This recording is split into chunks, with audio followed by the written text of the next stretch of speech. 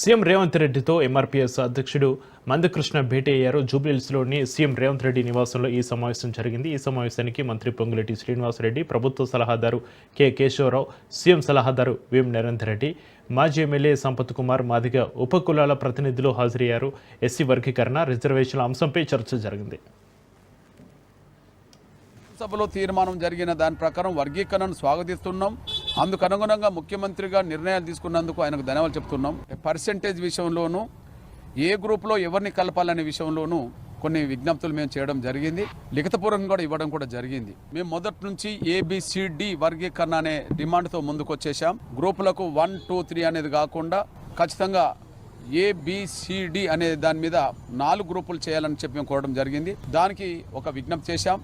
ఒలేదాసరి, మహార్, ఇంకా కొన్ని దళిత కులాలను కూడా కలిపి ఒక ప్రత్యేక గ్రూప్గా కూడా ఏర్పాటు చేస్తే బాగుంటుందని చెప్పి మేము విజ్ఞప్తి చేయడం కూడా జరిగింది.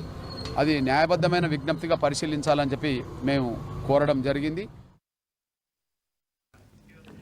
ఎస్సీ వర్గీకరణపై ప్రభుత్వం తీసుకున్న నిర్ణయాన్ని స్వాగతిస్తున్నామన్నారు మందకృష్ణ మాదిగ. కమిషన్ నివేదికలో కొన్ని లోపాలు ఉన్నాయని, దళిత కులాల హక్కులు, అస్తిత్వం, భవిష్యత్తు ప్రమాదంలో పడే అవకాశం ఉందన్నారు మందకృష్ణ. అలాగే సీఎంకు మందకృష్ణ కొన్ని విజ్ఞప్తులు, సూచనలు చేసినట్టుగా సమాచారం.